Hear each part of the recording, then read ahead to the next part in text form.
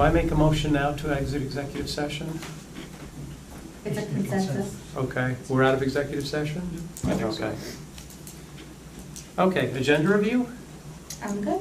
Okay. Announcements. East Amwell Township welcomes Anne Marie Sylvia as our new tax collector. Her hours are on our website and in the agenda. Just by way of background, our longtime tax collector, Mary Highland, retired. So a group of 4 of us, Mark Castellano, myself, Krista, and our deputy clerk, Pam, interviewed 3 candidates for the position. And we unanimously decided on Anne Marie. She is currently the tax collector at Raritan Township. And she was very impressive. We look forward to working with Anne Marie. She's also very nice, so I think the residents are going to enjoy working with Anne Marie. Our municipal offices will be closed on Monday, February 17th, 2020 in observation of President's Day. Annual dog licenses are now due. The fees are $17 for neutered spayed and $20 for non-neutered spayed. Late fees will be assessed. A $25 late fee. Try not to be late. We don't like taking money out of residents' pockets, so try to get your dog licenses done on time. The Amwell Valley Fire Company will be hosting a comedy night March 7th, 2020. Doors open at 7. The show starts at 8. Tickets are $25 and are available through their website. Kathy and I, Mark and his wife, I don't know if others here have gone to that comedy show in the past. It's a bargain at $25 a ticket. It's a nice night. It's enjoyable. They have good comedians. So, and then obviously it supports a good cause. So if you are available, I strongly recommend that you attend. Hunterdon County will be holding their Hazardous Waste Day on Saturday, March 7th, 2020 from 9 a.m. to 1 p.m. at the County Complex on Route 12. Daylight savings time is Sunday, March 8th, 2020, so remember to set your clocks ahead. The Comcast, or our Comcast representative, will be attending the following Township Committee meetings in 2020.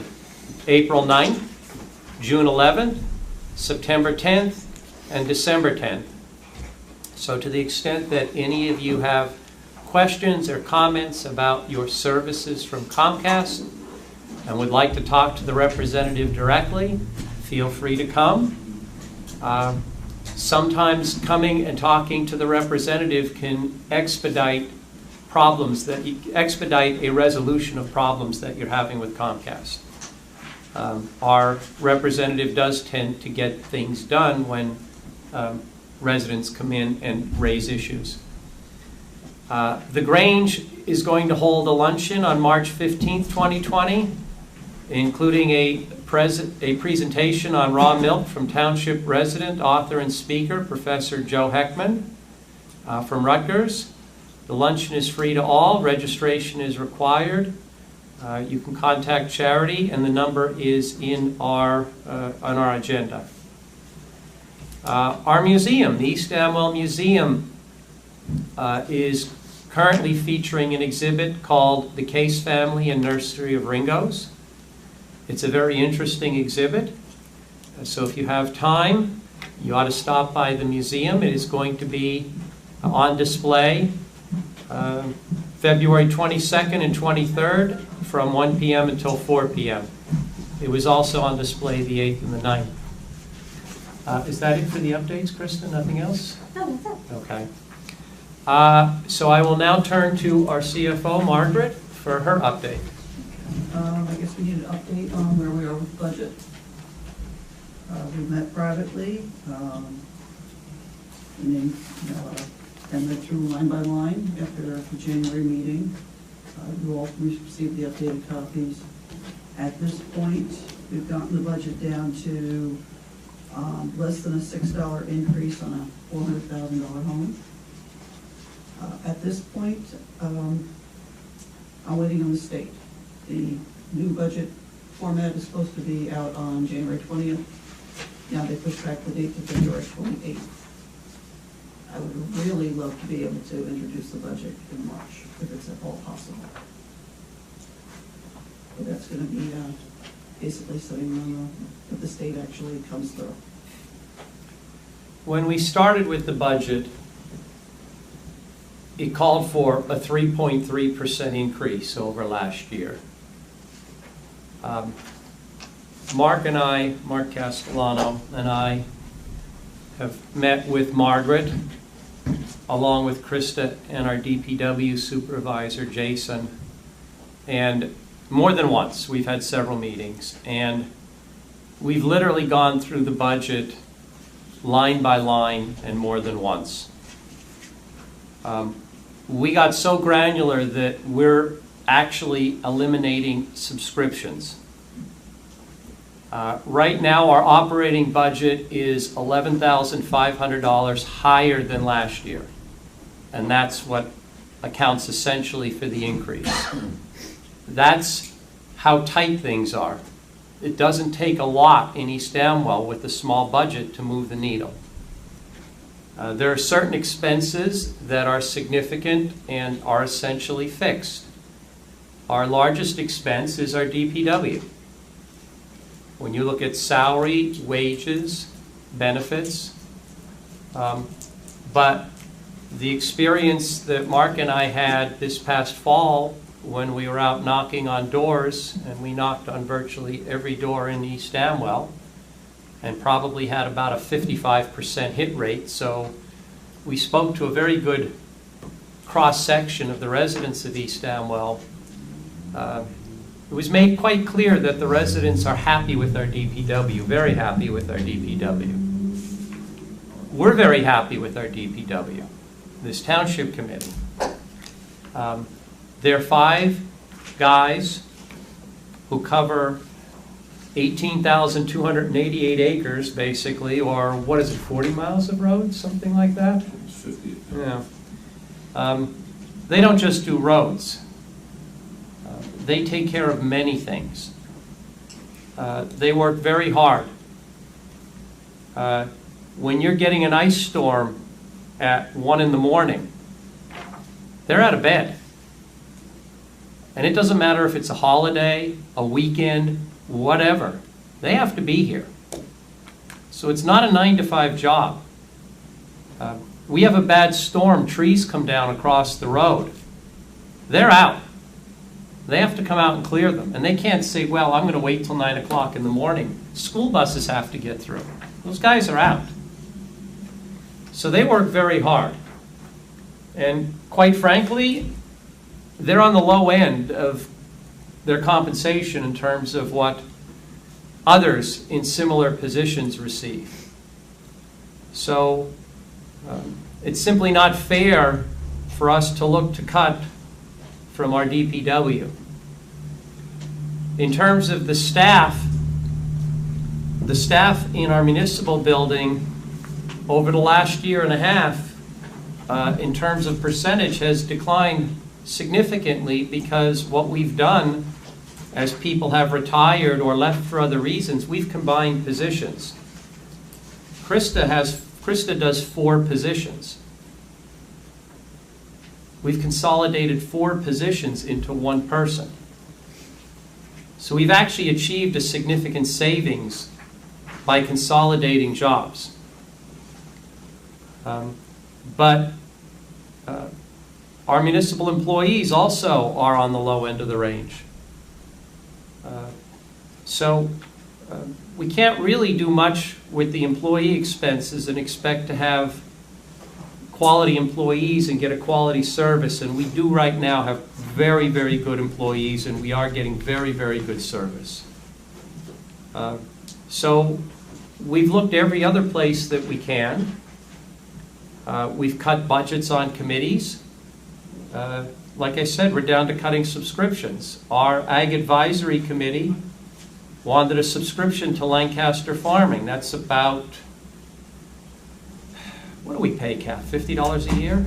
49. $49 a year. You get it for multiple years, so cheaper. I said no. I get Lancaster Farming, so I bring in mine when I'm done reading it, and we use that.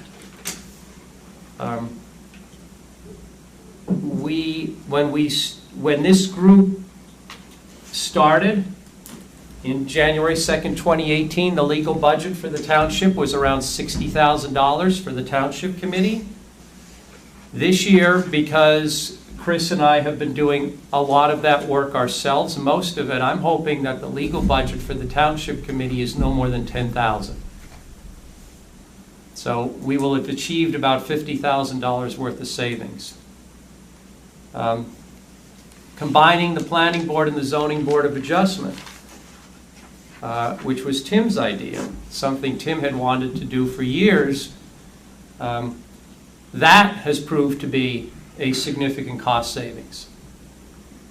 So we're doing what we can, and we're really down to the bare bones right now. So as costs are going up, there are going to be some tax increases, but we're trying to make them as small as we possibly can. It's something we take very, very seriously because, again, when we were out door knocking, a theme that we heard quite often is that many of our residents, particularly our elderly residents or residents who are about to retire, can't stay in East Amwell. It's too expensive. It's the property taxes. Now, that's more of a New Jersey thing than an East Amwell thing, since only 10% of your tax dollars stay in East Amwell. The other 90 go elsewhere, and we have no real control over those budgets. But we try to lead by example and try to do the best that we can with our budget. And so I just want the residents to know that we spent a lot of time on this. The budget will be on our website. People will be able to look at it. If residents see anything in the budget that they think is excessive, they're welcome to reach out to either come to the meeting or you can call me. My cell phone number's on the website. I'd be happy to chat about it. But I just want to know, I want people to know that we worked really, really hard on the budget this year. The employees worked hard on the budget. Krista worked hard on the budget. Jason worked hard on the budget. Jason came up with a number of ideas of how to save money. Krista came up with a number of ideas how to save money. So we're working really hard on this. I will tell you that for years the roads in East Amwell have been neglected. They're a mess. Last year we chip sealed 6 roads. This year we are going to chip seal 3 definite. 3, maybe 4, maybe a couple of small side roads, so it could be 5 or 6. But we are going to do some more chip sealing this year. Our DPW's equipment, they're using equipment from the 80s. It's breaking down.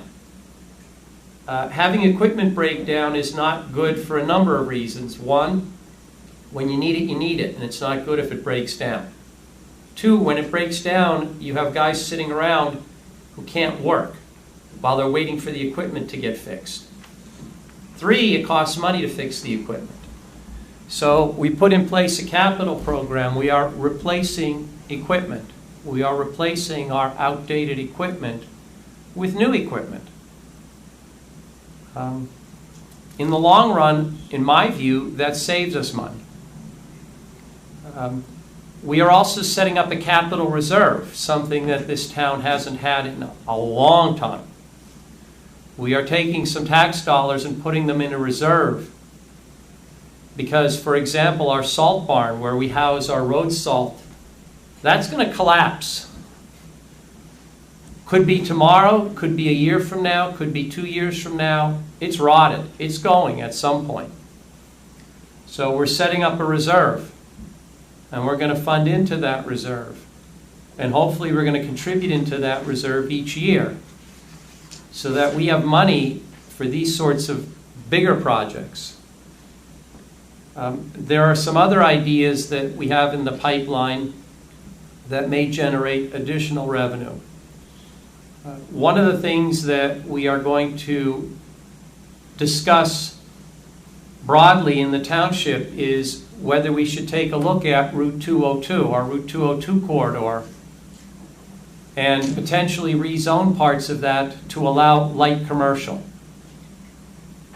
I have been receiving a number of emails and calls from various folks who would be interested in locating along 202. I'll give you a simple example, and it's one that intrigues me a bit. Someone reached out to me a few weeks ago about the possibility of putting senior housing on an 11-acre parcel on Route 202. Now, we've had a number of seniors in the town say to us it would be great if we had senior housing for two reasons. One, it's much harder when you get to a certain age to maintain your property, so senior housing is attractive because everything is done. Two, unless you're doing luxury senior housing, which as I understand it, this wasn't going to be luxury senior housing, it's probably going to be cheaper. So seniors can stay in East Amwell. That intrigues me. I think it would be great for the seniors, and it generates property tax revenue. A lot.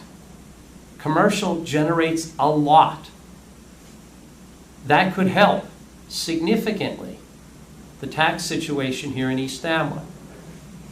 Are we looking for heavy commercial? No. We're really looking for what I call light, maybe medium impact commercial. So we're going to ultimately roll that out and take the temperature of the residents and see if that's something the residents are interested in doing. So that is a way that may be able to meaningfully help us on our property taxes and have benefits for people. So there's a lot in the pipeline, but I suspect when we roll out the budget, which looks like, officially roll it out, which looks like now it will be March because we're waiting for the state form, there likely will be a small increase, and I just want people to understand that it's not from a lack of effort. We worked really hard to get the budget as small as we can. We're going to continue to work on that. I think we're getting good value for our dollar. We're very careful about what we spend. But I just want people to know that we don't take this lightly. A lot of hours have gone into this budget. Mark, Krista, Jason, myself, Margaret, we have a lot of hours into this. We literally, line by line, item by item, right down to subscriptions. So what you will see will be the product of a lot of work. I want to... Can I make a comment? I think one thing you overlooked is this also includes a 2% increase in salaries for staff, right?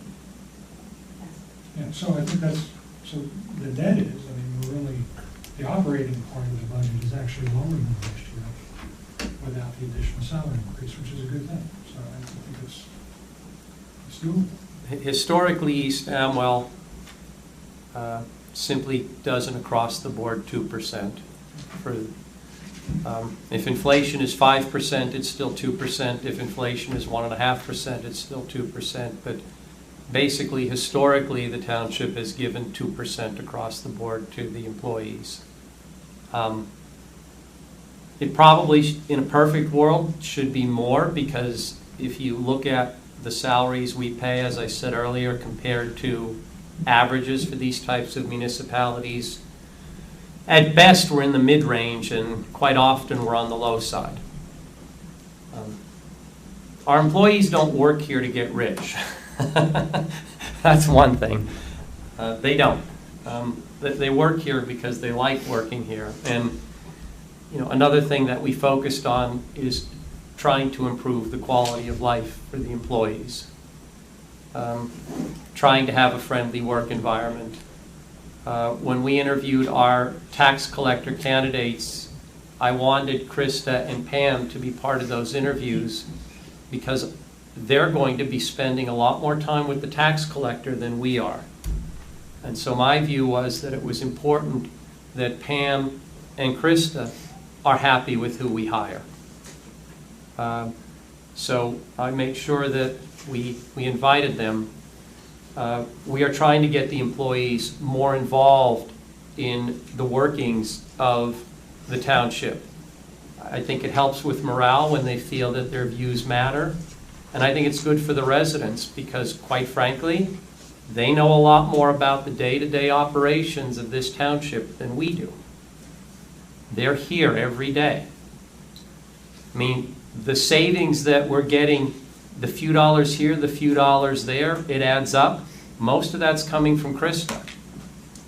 She's the one bringing the suggestions to us. So we are trying to compensate for the lack of compensation, monetary compensation, by making the municipal building a nice place to work and having our employees involved. I want to thank Margaret. Margaret has worked really, really hard on this. And I've been working with Margaret now, I guess, 2 years. And I really like working with Margaret a lot.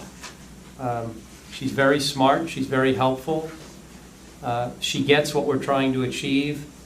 And she's been a real trooper throughout this process.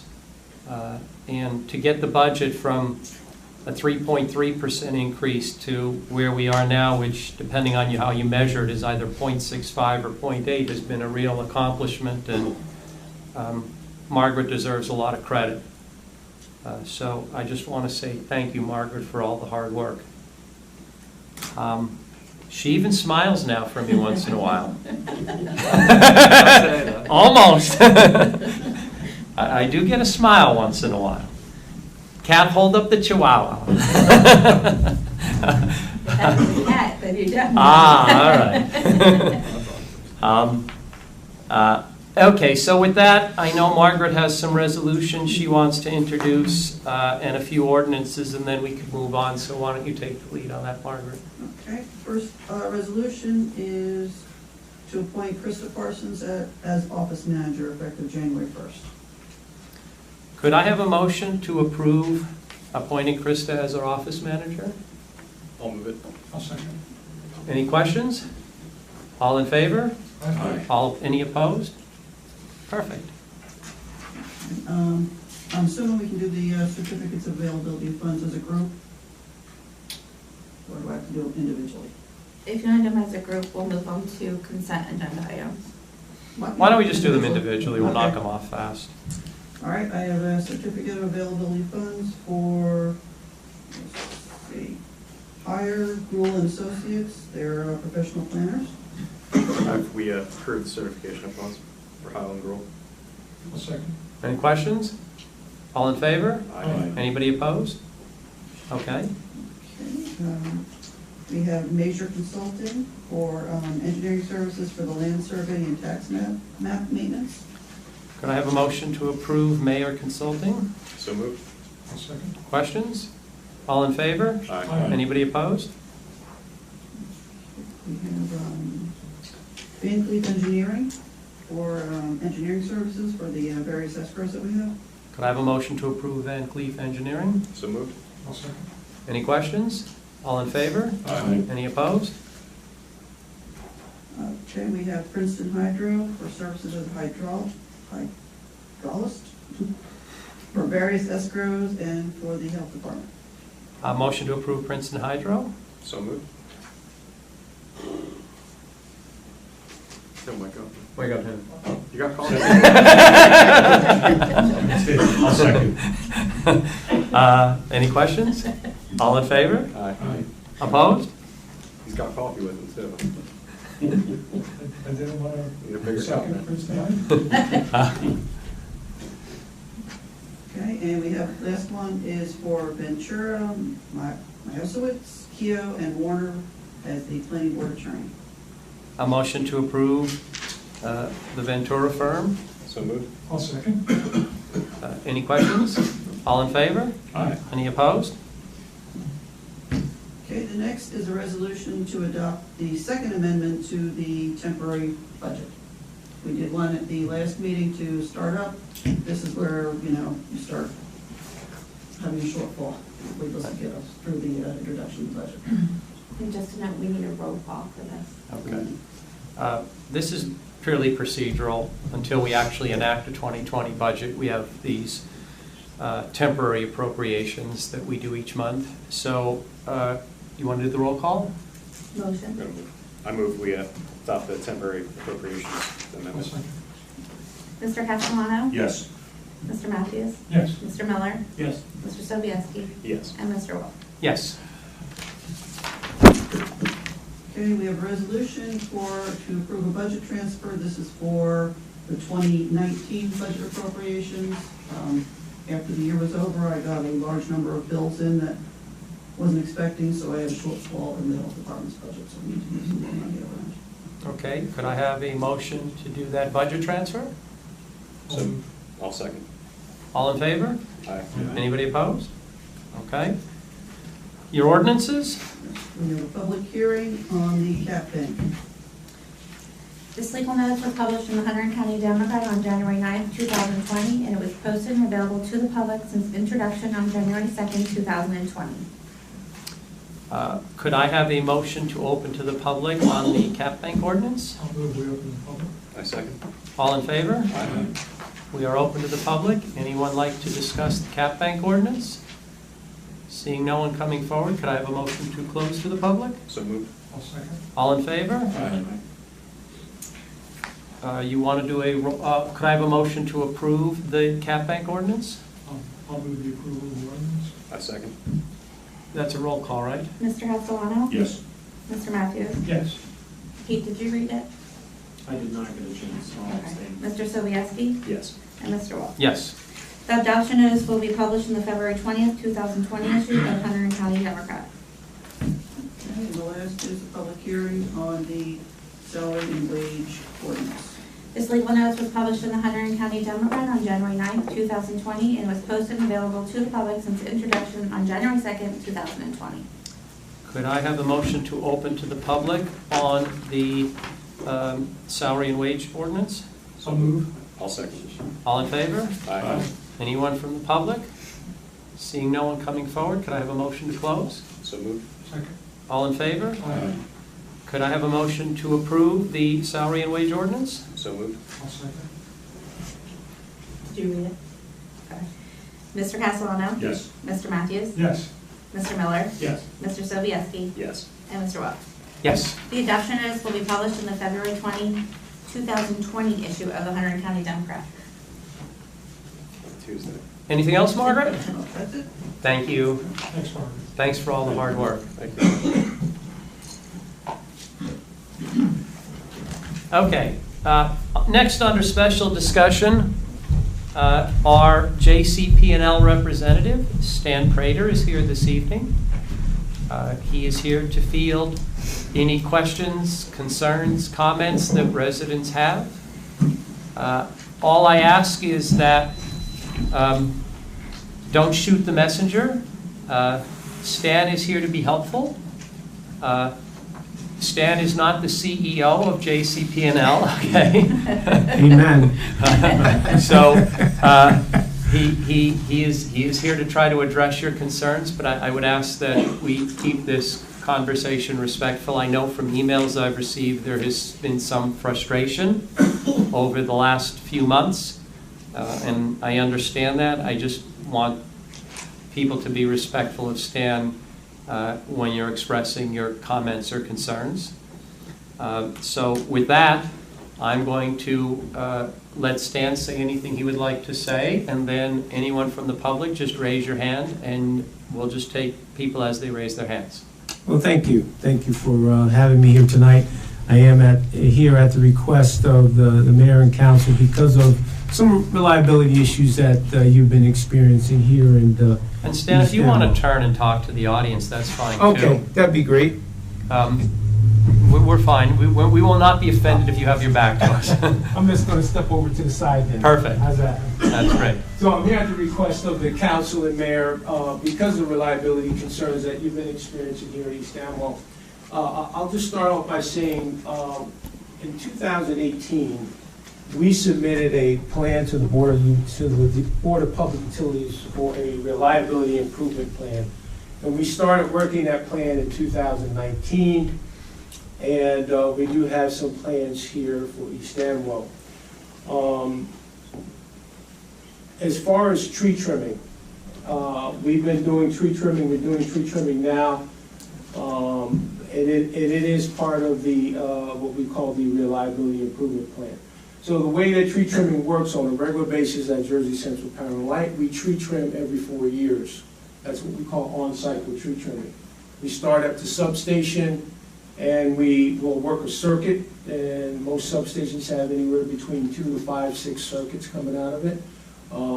You have your main substation here is Ringo Substation, which has approximately 4 circuits coming out of it. So we did cycle tree trimming here last year. We started in August and we ended around the first week of December. That was cycle tree trimming. So the way the cycle tree trimming works, we work out of the substation and we'll traverse down the roads, whichever way the circuits are going. And we'll go to what's called a first protective device. That could be a fuse, it could be a reclosure, it could be a transformer. That transformer from the substation could be anywhere between 1 mile to 4 miles, let's say. That's what we call a lockout zone. So if a tree comes down within that lockout zone, it's going to basically lock out the entire circuit. So if you have 1,000 customers on that circuit, that tree is going to cause an outage for those 1,000 customers. So that's the first clearances that we get. With the enhanced tree trimming that was approved by the Board of Public Utilities, it allows us to go down the circuit even further to what we call the second protective device. So we go past the lockout zone now, down to the second protective device, which could be anywhere between 2, 3, 4, 5, 6 miles down the road. So we're getting more clearances now. So we started that now here and on Ringo Substation, and we've completed. We're only working 2 circuits. So we look at the reliability, and we go for they trim the areas that we've had the most outages or tree-related outages. And so we've trimmed 1 circuit at 100%, and another circuit we're at 21% complete. And we'll probably be finished with the second circuit in about a month and a half. So that's the enhanced portion of the trimming. The other part of the enhanced reliability that was approved by the Board of Public Utilities is we're doing something called smart fusing. We're putting up trip savers, and the trip savers is a smart fuse. It's like a fuse in your house, circuit breaker. So if you have a problem in your house, your breaker senses the problem, it opens up because it's protecting your home and your electric devices, right? We have the same thing out on the lines, but when it opens up, now it stays open for about anywhere from 10 to 20 seconds, and it closes back in automatically. That is to basically say if there's a branch or some kind of momentary disruption, it'll close itself back in and restore the customers without having the crew come out. So we do have plans for those trip savers to be installed here in East Amwell. Don't want to put them in the wrong town. Between now and June. So you're going to see these smart fuses going up throughout town. So that's what we have planned. So I also got a call from Krista about a resident that was having some issues, and that's Mr. Scott Berger. He's here tonight. And he had been having some outage problems, and not just him. So if he was affected, surrounding customers were affected. So I took a look at his account. And what I found out is, he's right, he's been having some problems. It's pretty clear. I got a regular. Well, and what I have is, I'll just use 2019. I had 14 outages, and I had 4 momentary outages. So what we call a momentary outage is an outage that lasts 5 minutes or less. So, could have been, we don't know what, those are caused by, could be any number of things that cause a momentary outage. But he did have 14 outages, and out of the 14 outages, 3 of them were due to equipment failure, 5 of them were unknown, 3 of them were due to trees, 1 was a motor vehicle accident, the other was a forced outage. We had to, meaning that we had to take customers out to make repairs, and then another one was a planned outage, okay? So those were the 14 outages that I had in 2019. Now, the unknown outages, what we think what the problem was is we finally found, during the last time we were out there, is that there's what we call open wire. So there's 3 wires in the open wire electric service. And if there's slack in any one of the wires, when the wind blows, if it touches the other wire, it's going to cause an outage. And so we did find a situation out there like that, and we were able to correct that problem. So we believe these unknown momentary outages was caused by that particular problem. The other thing with the tree-related outages, those 3 tree-related outages were caused, we deemed them to be trees off right-of-way. So what that means is these are trees on private property that are outside our trim zone. So we had no control over those. These were trees on private property that came down on our equipment. Motor vehicle kind of speaks for itself. Equipment failure, that's us. That means there was a problem with the equipment and we had a problem. So what we've done is, again, identify this area, this Linville Road, Mountain Boulevard, Mountain Road, I'm sorry, Mountain Road, Harbortown, Snydertown, New Road. These are all roads in and around Mountain Road that we're going to be installing some of these trip savers, as well as throughout the town. We have Linville Road, State Highway 179, Boss Road, County Road 607, Lindbergh Road, Runyon Mill Road, Manners Road, Weinstein Road, Amwell Road, just to give you some idea where some of these fuses are going to be going. So just wanted to share that with you. That's what we're doing. We're tree trimming that right now. And again, these trip savers will be going up between now and June. And I think, Mr. Berger, since we did that fix, I do have 1 outage, but it was a tree-related outage, tree off right-of-way, unless you've had some other problems. So when was that slack fix? You sent me that email the other week. I wasn't sure that was done, I think that was done probably about 3 weeks ago, 3 or 4 weeks ago. I don't have my email in front of me. Have you had an outage since? Well, I had one on the 16th. This is the last one. This is the last one I'm showing. yeah, I mean, I since I was here, if I can speak. Oh, go for it. Yeah, since I was here last, I mean, I registered, well, personally, 4 incidents. The 16th, the 24th, I had just come back from Florida. We only lost power for 2 minutes, but everything came down. The 25th, we had a windstorm. I think it was a Friday. Lights were flickering like crazy, and that brings up the question, are we always on the precipice of losing power? When the lights flicker, I know sometimes branches, you mentioned about the slack and the high voltage lines, but when that happens, you realize, are we on that hairy edge all the time, right? It seems to be occurring more. And then lost power on the 3rd, February 3rd, it was a Saturday. I think it happened at 3:51 a.m. by way of calculating a mechanical timer I have, but I think it was only for a minute or 2.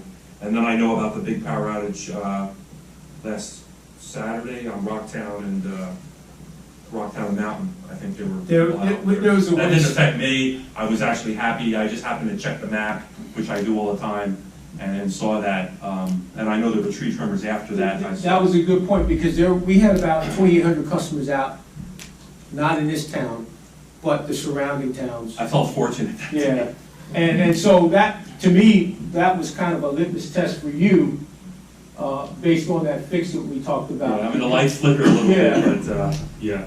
But flickering lights could mean a number of things. But again, You know, it could be a number of things. Could be from the substation, could be a tracking problem, could be a branch or something like that. What the trip savers will do, the other thing I failed to mention is that when we were talking about the lockout zone, so let's say you have a limb on a wire and the trip saver opens up, it tries to close back in, but it still senses a fault, it's going to open back up. What it will do is sectionalize, instead of having, now if you didn't have that fuse there, instead of having 1,000 customers out, you may only have 100 customers out. So we'll isolate the outage and make it smaller, at least from a In other words, longevity. rerouting power from the other direction, or No, it basically is just gonna, isolate that? it's gonna isolate this area, because if you put a device in the middle of a line, and this is your subdivision, the subdivision may be out, but everything, instead of being on this end, will have power, and if that device wasn't there, these folks would be out as well. So it isolates a smaller area. So that will help, to cut down, the duration will help, it will help the duration, but it will also help the number of customers that are affected at one time. Stan, Yes. Tim Matthews. I recall when John Anderson was our guy before you, he talked about part of the sort of rebuilding strategy was to be able to reroute from different stations. Mm-hmm. Was that ever implemented in East Amwell? We do. So you have some system flexibility with Ringo's. There's a neighboring substation, Gilboa substation, is one that we have a tie point with. Neshannock is one. So there is some system flexibility where we can reroute power. It's not, you don't have it totally throughout East Amwell, but you have more than you had before, yes. Is that automatic, that rerouting? No. Is that sort of a manual, that's a backup plan? So the rerouting is, it basically says that we just have to go out and make the switches in the field. Some of that is called SCADA, where you can do some automatic rerouting with the high voltage tension wires, but with the distribution lines that run through the neighborhood, as of right now, we have to go out and actually do that, make that switch in the field. Eventually, it's going to be automatic. We're working on automatic switches now, just like these automatic fuses. We're working on making that automatic. I don't know how long it is. You and I may not be here, but we're looking at the future. When you're looking at smart fuses and automatic controls that we can use from our home office. So, Because I'm just curious, because I suffer the same outages as Mr. Berger, just down the road. you're in Linville, right? Yeah. Yeah. And is there any way that you guys could sort of offline find out if any of those long-term outages we've had could have been resolved by rerouting? Because I just wonder, is it? Yeah, that's the first thing we look at. Okay. So if we can reroute and switch, we'll do the same terminology, just saying the two different things, that's the first thing that the control center will look at, yes. Unfortunately, sometimes there is no option in rerouting, and also based on the damage that's out there. East Amwell is a lot of heavily treed area. I think what's going to pay dividends, though, a lot of these outages in 2019 occurred before we did the tree trimming, before we completed the tree trimming. So I think that's going to pay the dividends. And then the enhanced tree trimming we're doing now is even going to make it much better. So, we can't say that you're not going to have outages, and our job is to minimize it and restore as fast as possible. But I do know you've been having a lot of problems. Yeah, I mean, I've been in East Amwell for 17 years now, and I've noticed, again, this past year, a market increase, right? That was what, and for not knowing, as I said last time, why it's happening. I know sometimes there's an accident. I know the trees come down. I believe possibly the removal of some of the large ash trees has caused some potential areas where large trees have come down besides the trimming. Has opened up, I know, on Mountain Road, right? Potentially areas where trees outside of the easement have come down. It's not always just the branches, but even on my own street, out of nowhere, I've noticed trees falling, not large trees necessarily, but enough to cause a fault. And then often not really knowing really where our power comes from. I'm not always sure which direction, and if I see an outage or I see a tree down one way, you're not always sure really where the fault is, or if there's multiple, multiple sources. And again, just having that information is really helpful, right? And again, just noticing, again, I went back, actually I looked at all my phone records, call Verizon, I have JCP&L, on my phone, right? And when the wind blows and I have to get up early in the morning, even though I have a generator, it doesn't power my alarm clock, I have the phone near me so I can call first thing, and I have the map and I track it. But I track my phone records, and since just June, I have about 14 or 15 incidents. Some of them are very short duration, so I haven't even gone back to the beginning of the year, but in the last few months I've noticed. So that's where I started to check my phone records and to double check all the outages, and they have lined up pretty consistently with my memory. A lot of times I'm out of town, my wife calls me, we're without power, it's a beautiful night, what's going on? So I have to hear that all the time, of course, as well. It's clear when I looked at your. But I know trees fall, we're not going to just say it's trees, it's a number of things, and, Yeah, it's just been the change, that's really it. It's equipment failure. When I pulled your account up, it was pretty clear to me that Yeah. that's a problem. I saw the look in your face. So I was surprised. That's a lot. Yeah. That's a lot. So I think we have only one place to go, right, and down, right? So I think hopefully we've crested, and I appreciate the support and Christopher reaching out and setting up the meeting, and I view that as positive. Yeah, and I think again with the tree trimming and the trip savers going in, that will help. That will help, and I'll open it up for questions, but I plan to keep the committee informed as to when these fuses are going to be going in, so they can have an idea. That would be great. When they're going in. And look, if questions come up, if you email me, I can always forward them to Stan. Stan has always responded to my emails, sometimes within minutes, at worst within an hour or two. Now, I try to avoid emailing him like during crises, okay? If I'm getting emails, because I get alerts.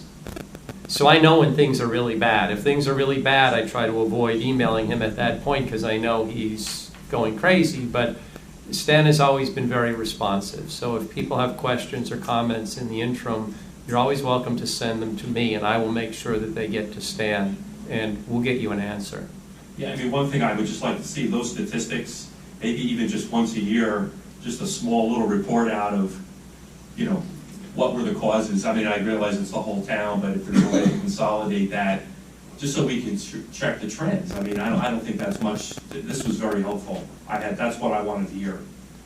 Yeah, what were the causes. We can give you the causes. Again, we don't. So those momentary blips, we don't really track. Since we can't really determine. It's really the ones that we go out on and actually investigate, and we have some cause information. Exactly. That's really what gives us some feedback. If there's a way that you could send us that periodically, we could put it on the website.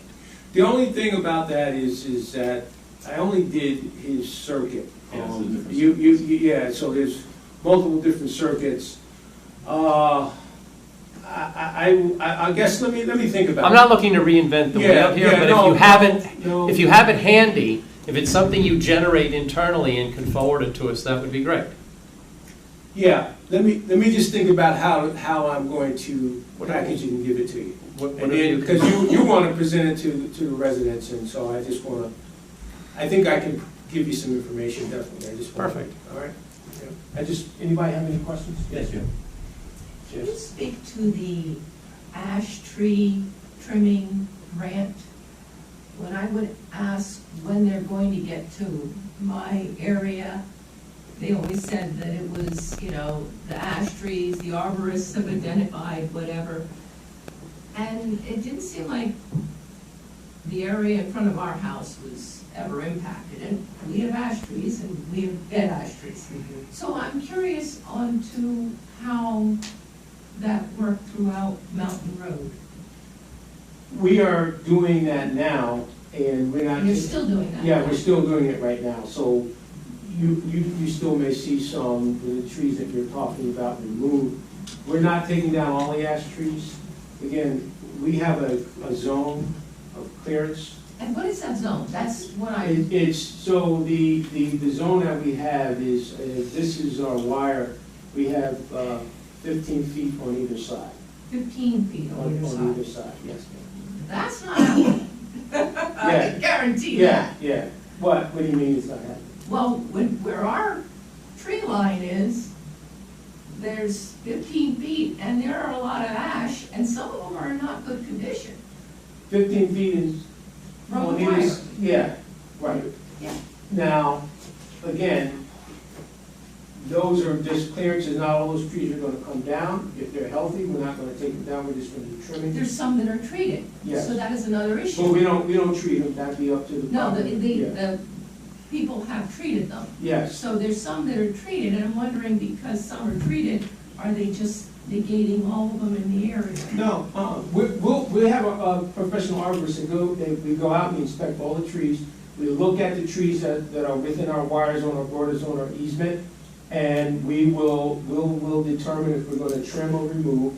And if it's on private property or near private property, we'll contact the homeowner to let them know we're gonna be taking down the tree and, where the wood's gonna go. But we don't, every ash tree that you see that's dead or dying, we're not going to remove that tree, that particular tree, because a lot of those trees are on private property, and it's up to the homeowner to remove. Well, some of them were what I call a little more healthy than others, and a little further away, and they were taken down, whereas our area just didn't seem like that was happening. And I did, when they called, I told them, we have a treated tree, the neighbors did, by our driveway. I said, you need to stay away from that one. But it seemed like they stayed away from the whole area. And I just didn't understand, and I kept calling, saying, we still have some trees that look damaged. Granted, I can't necessarily identify an ash tree without the leaves and the whole thing. I don't know. But I was concerned, and I kept calling, and they said, if there's not a limb on the line, they will not come out. And I said, are you sure? I said, I've got a tree hanging over at the end of our driveway. It's dead, and it's been dead. And my husband's disabled, so I worry about the whole thing coming down. And it has, it's taken out myself and the neighbor and a few other people around us, and I don't know how many others. But I just don't know, is it an ash? Is it part of the ash group? If it's not, why can't we get it taken down? Because we had someone come in and take trees down for us. But if it was in 10 feet of the line, they would not take it down. What's your address, miss? 217 Mountain Road. Okay. And I've called, And your I name? don't know, a dozen times since last year. And your Because name? we kept getting notices saying they're gonna come, they're gonna come. I said, when are you coming? And your name? miss? It's Geis, G-E-I-S. Okay. All right, I'll. And they did come recently again, and they marked a tree, but it was surprisingly not one of the ones I thought they'd take. I said, So this particular tree is, it's pretty dead. I don't know what well, kind it is, because it has no leaves I'll get your left. number out, because I'll have the forester come out and look at this specific tree, because it sounds like you've got multiple trees on your property, but there's one tree you're concerned Right, about. and they're also across the road. It seems like the whole strip.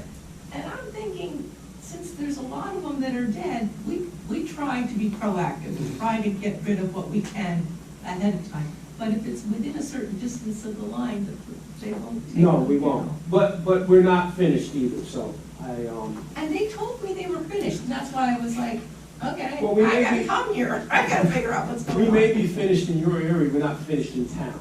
So Okay. if it's something that we can come back to, Okay. but I'll get your number before you. Thank you. Okay? Yes, sir. I gotta- Just to get a little clarity on what you just discussed, I always thought it had been because I know it happened right here on our property. Before the utility company could put a pole in the ground, it has to get the easement for that area to put the pole in the ground. Yes, So you own the pole, we don't. we own the So what the pole. young lady was saying, if it's on their property, you had to get an easement to put that pole in the ground. Mhm. So it's your property, it's not her property. The pole is our But the property. pole carries the wires. Yes, So it's your responsibility if there's trees in the way that are gonna interfere in case it blows down and knocks a wire down. that's right. At that point, you have to. And that's right. Right. That's We have a exact- lot of flag lots, that's what Yeah, I'm saying. that's exactly right. I mean, I come out one day, I will say though, sir, that on some of those flag lots, there are private poles that the homeowner owns. So if it comes down, we've had situations where homeowners have had to hire electricians to actually come in and fix that's it. usually when you split the difference between your wires, the phone company wires, and the cable company wires. No. Usually they're on the same pole.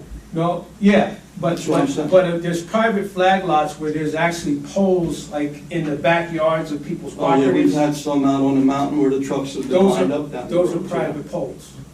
Not all of them, but when the house was sold in the deed, it even says there's a private pole on pole lot. So that's a unique situation, but most of the poles are, yeah. But when we had the pole put right here in the parking lot, the one that has the light out there, and I talked with JCP and how to get that done. Long as we were within 100 feet of the main line, we could get the pole for nothing, but they still wouldn't put it in the ground until we, the township, signed off on the easement for that pole to go in the ground out Yeah. there. That's So true. I don't think it's any different than on your property or my property, because they have to ask for the same permission. Yeah, the poles are, you mentioned something, actually, there's a joint use Yeah. with cable and telephone on the. I mean, I come out one day at the end of my property, and there was utility trucks all the way pulled in off the road, and they were on my property, way at the end. And I went out and I said to the fellow, well, gee, what are you doing? Because it's a very wet spot back there. A few years ago, a telephone company did that and got bogged down, and the truck was there for 3 days.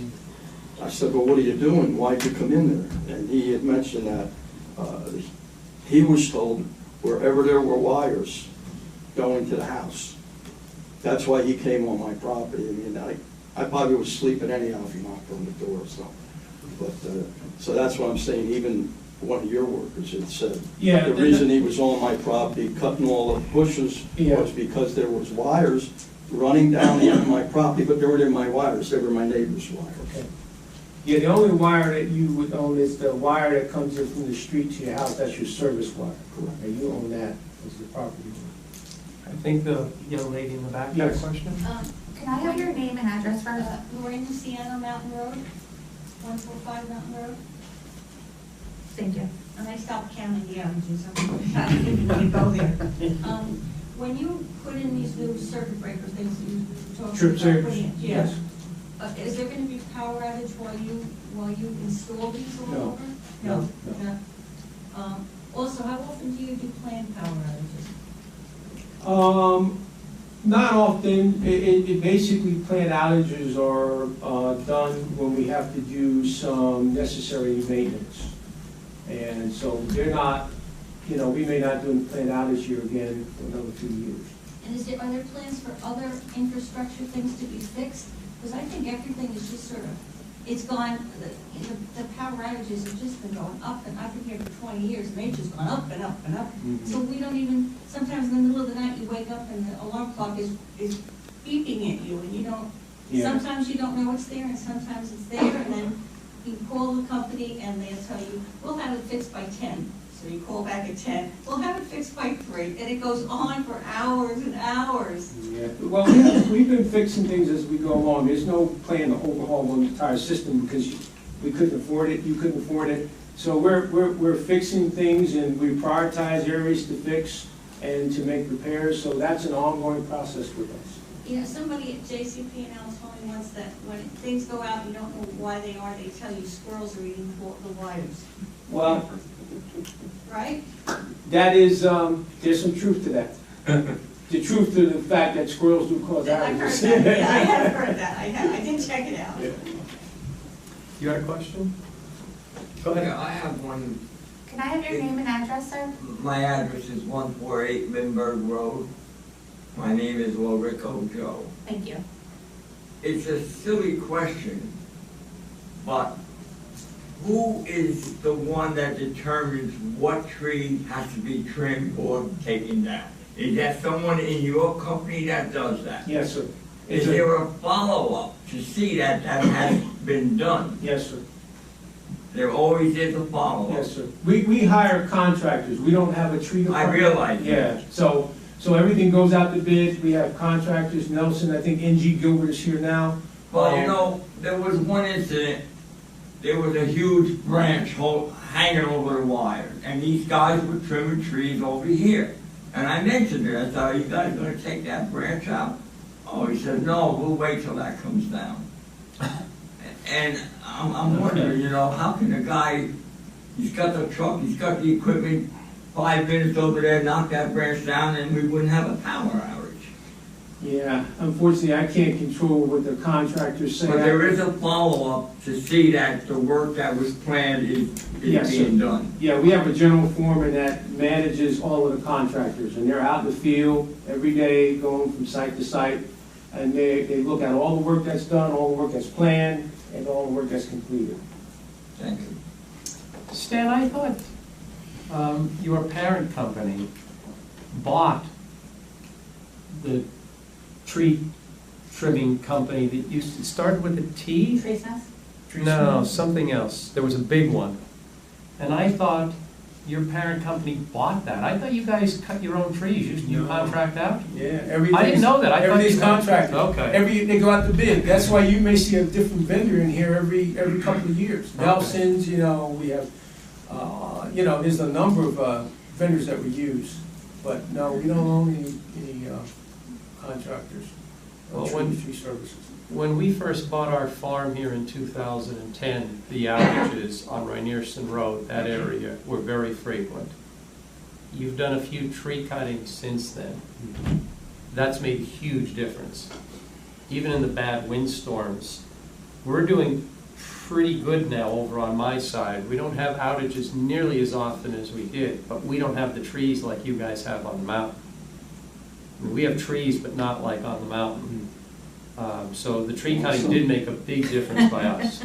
You want some? Any other questions? Stan, oh, yes, in Just fact. make a comment. Diane Griffith, 109 Mountain Road. I want to compliment Mr. Berger on his delivery technique. I don't know, I think it was one of the reasons I came to Thank see you. you. I wanted to see how effective it was. Thank you. It was a little Ziploc Wasn't even a Ziploc bag. envelope, and in it was this little white message. And associated with it, they weighted it because they apparently pitched it out of their car to deliver. And I thought, oh, chocolate chips. Because it's small pieces of gravel, and they really resemble chocolate chips. But, yeah. It was the most efficient way to get out, at least let a few people know about it, so. And not- It does, it does show you, though, that, you know, if you speak up, you can get things done. And now we have statistical data, and now at least one problem that we think caused 5 outages is fixed. So had you done nothing, you'd probably still be sitting there and your neighbors, so, and look, it makes our life better when we don't have all these outages, because literally Thanksgiving Day, I was sitting down with the family, and I got a phone call from an angry resident because power went out on Thanksgiving Day, and he wasn't expecting me to do anything. He knew I couldn't really, can't go out and fix the wire. He just was calling to blow off steam. So I appreciate the presentation and the effort. This helps us too, so thank you. And I think it maybe helps our property values, you know, you don't want the word spreading like, you know, power issues on Mount, you know, in that area. Absolutely. You know, but I will also say what this gentleman said, I do notice just one other thing, the tree trimmers come by, which they have, not even 2019, 2018, I see a lot of trees sometimes you look at the physics, like that does not look right, or large branches that look, and I realize you can only cut back a tree so far, because I've had trees trimmed on my property, you can't kill them either. So there is that balance, That wouldn't hurt. but sometimes you wonder, really, could they have done other things? Or I do see some trees on Mountain Road that are literally leaning like this at some point. It's gonna cause a problem, whether it's blocking traffic, and we see that all the time, But if that happens, you should bring it to our attention, Yeah. because then Stan could have somebody go out and look, because if it's a bad subcontractor, he wants to know as much as you do. If the subcontractor is taking shortcuts, we want to know. We actually had an outage that I think was a lot longer than it needed to be, and that was because the tree that went down was probably a little more unexpected. It was just above us in Mountain Road. But it created a fire. Now, it had been wet, so the fire wasn't going anywhere. But it was on fire for half the day before I got on the phone and I said, you really need to look at the fire. Because they had people to come take down the tree, but they couldn't because the power wasn't turned off. And it was just, I was appalled that I'm looking at this thing and it's burning. And you don't know where embers can go. And as they say, fortunately, it was pretty wet, so we weren't too worried about it spreading. But it had to have gone on, I don't know, 8 hours before someone came and did something to turn off so they could take the tree off the wires. And I was thinking, this really was ridiculous. I said, and I'm not in front of this one, I'm going down the road to look at it. I was appalled at how long it took on what I would consider more of an emergency. Had it been dry, that could have been devastating to many people. Yeah, I don't know how it was reported. I do know when we've had widespread outages, there's hundreds of those scenarios, and we just sometimes don't have enough people to address them.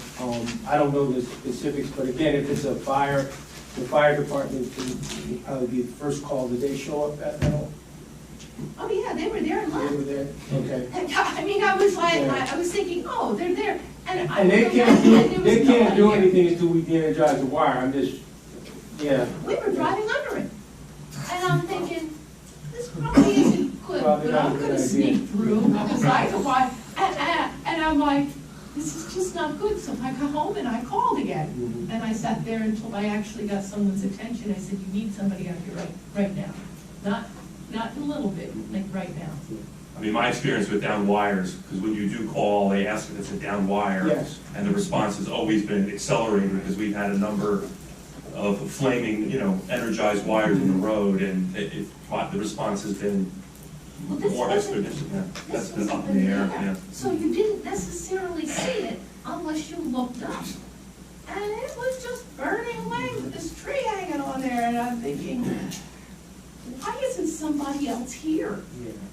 And they put up this little thing and said, don't go, but you're not sure where to go and you're not sure what's wrong. And if you don't look up, you don't see it. I was looking for it because my power was out. So I'm looking for something. But it was just surprising how hard I had to work, or other people maybe too, to try and get somebody to come out and shut off the power. Yeah, it was just probably lack of resources at that time. I can't speak to And that. there was a whole Yeah. windstorm, there were a lot of people out. Yeah, yeah. But Stan, thank you for coming. You're welcome. We greatly appreciate it. You're welcome, and I'll put you in touch with some follow-ups and, let you know what's going on. Thank you. Okay? Take care, Give us Stan. your cell number. I can't do that. Okay. The next item on the agenda, we're going to defer until we get some more information. So I'm going to go to C, which is large trucks on our roads. I'm also going to combine that with D, enforcing our speed limits. You do learn a lot about the township when you go out and knock on 1,350 doors. 1,300? About 1,300 doors. And one of the things Mark and I learned this fall was that there are two significant problems on our roads. One is speeding, which we pretty much knew about anyway. The other, which is somewhat of a revelation, was the heavy trucks. Large trucks are using our roads as cut-throughs. Lindbergh Road now regularly has large trucks going up and down it. Boss Road, certain other roads. That's a problem because our roads are not built to handle those trucks. They're not wide enough, so there are safety issues, and they don't have a base to handle those heavy trucks. You look at your highways, Route 78, there's a foot, 2 feet, 3 feet of concrete under that road to handle those trucks. We don't have that. We have stone bases, if that. Some of these roads are over dirt. So these trucks are tearing up the roads, particularly the edges. We're spending money to try to fix our roads. We're going to be wasting that money if these trucks tear it up. So I've been doing a couple of things over the last few months, and they're now finally starting to come together. One, we're likely going to start putting some weight restrictions on some of the roads. We're working with our engineer at Mazer, Bill Burr. Some of our roads we can unilaterally do that. We don't need anyone's consent. Some of the roads that intersect with county roads, we need county consent, and some of the roads that interact with state roads, we need state consent. The roads where we don't need any consent, we just have to have our engineer write up a report. And once that's done, it can be submitted to the state and we can impose weight restrictions. The county roads, I'm hoping that we will get cooperation from the county. I have a pretty good relationship with people at the county, and we'll be able to get weight restrictions on the roads that intersect with county roads. The state, I might as well just put a gun to my head and shoot myself, but I'm going to try with the state. In conjunction with that is the speeding. I spoke to Jamie Waltman, who is on the Delaware Township Committee and is a friend and the liaison to their police department, about getting Delaware Township Police to cover at least some of our roads. And to make a long story short, at this past Monday's meeting, their township committee approved entering into a shared services agreement with East Amwell to have the Delaware police write speeding tickets and weight restriction violation tickets on our roads. I have a draft of the shared services agreement. I got it yesterday. I'll look at it by the end of the weekend. It looks pretty simple and straightforward. The nice thing about it, it will cost us nothing. We don't have to pay anything. It's not going to hit our budget. We are going to split ticket revenue.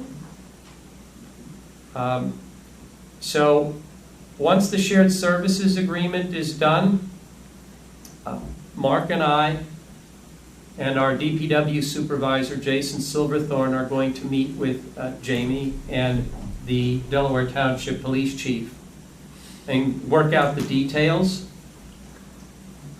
Lindbergh Road is going to be one of the first roads I request that they put a police officer on. We did a traffic study.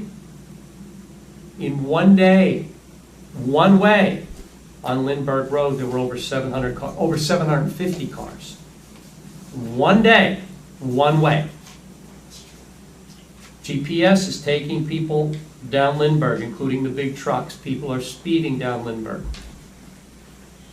The Ringos Village has always been a problem, so that's easy, that's a no-brainer. They can go to town there. We're gonna look into some other roads. That's why I wanna get Jason involved, because our DPW knows better than anyone where we're having issues. We've already had residents reach out and say to us that if we were able to put something in place, they would volunteer to allow the police to sit in their driveways, because on some of these roads, the issue the police have is they have nowhere to sit. So if residents volunteer their driveways, that helps, because now they have someplace to sit.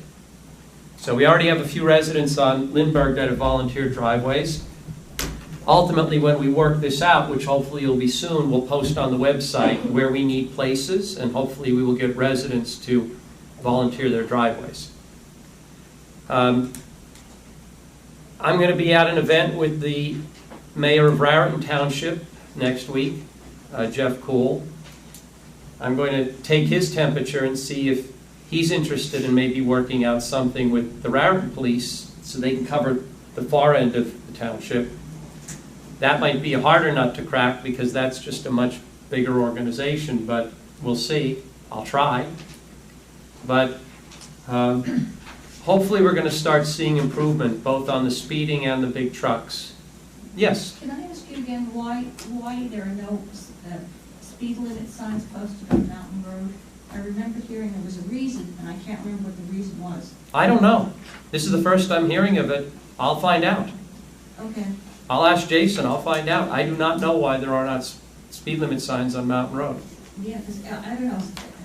I don't even want to say because I'm not sure I'm remembering the right way, but I know somebody did tell me that. Because I don't have any. Did you ever see that? No. Yeah. They were on Linville, but they're not on now. Can you, my email address is on the website.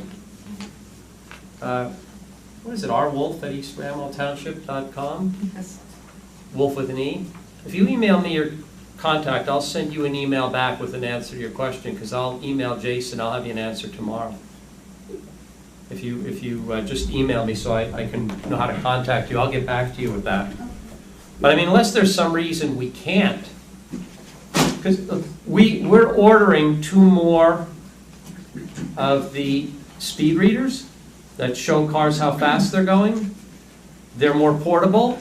They're going to be easier to install on narrow or tight roads.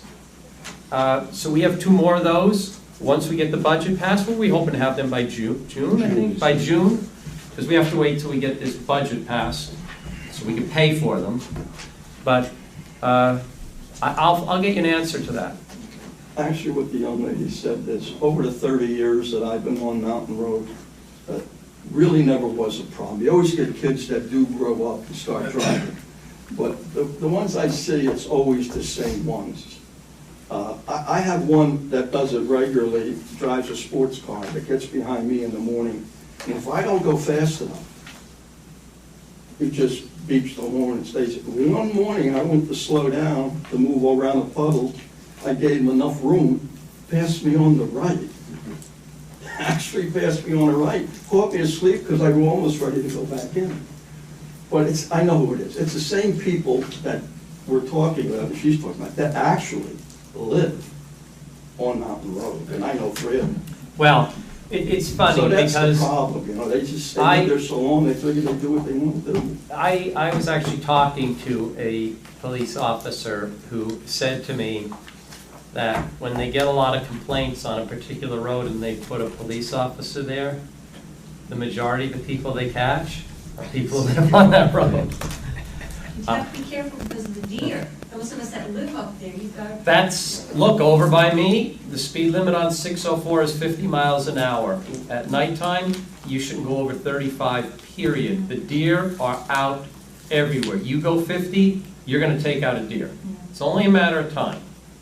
Yes? So, one question I've had almost since I've been living here. So I live right where Mountain Road makes that sharp bend, all right? And then from there to Linvale, it is about 300 yards of dead straight. And the gentleman just mentioned, yes, I know there's a guy in a black BMW, somebody else, and they just, I have to say sometimes 80, 90 miles an hour, I swear. I hear it because I work from home, I hear it out the front window, and sometimes I'm waiting for the crash.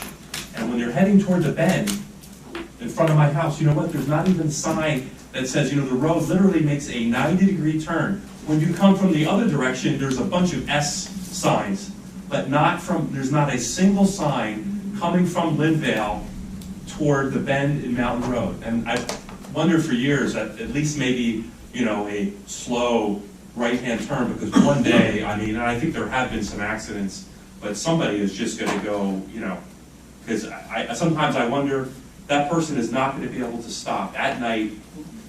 They're already at my house at 60 miles an hour, and there's only another 50 yards until the bend. Not even. I don't know how they make it. You want to see skid They- marks, look at the skid marks on the road. But anyway, that's, When you go home We at put night, police so- there, and if they're driving that kind of speed, that's yeah. reckless. That's not a small fine, that's reckless driving, that's a big fine. I told the state police they can park in my driveway. Phil Jacoby said they can park in his driveway across the road. But the problem is, unless they use a plain car, you can see a state police car a mile away coming up the road. That's the problem. We'll see what happens, but we're working on it, that's the bottom line, we are working on it. I think what I heard was the rationale for not, Okay. for not having, because there's no sign on Mountain Road, it's a 50-mile speed limit.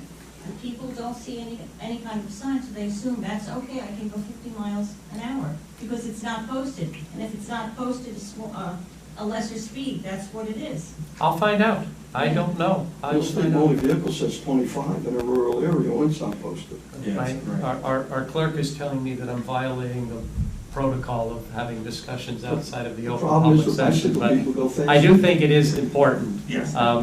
That, look, the bottom line is, we may get some relief both from the speeding and from the big trucks. If we can work this out with Delaware Township, maybe even work something out with Raritan.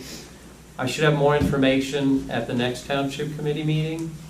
I like getting this input because I had no clue about the sign issue on Mountain Road. So folks should feel free to give input. I tell residents, you can't assume that we know there are problems.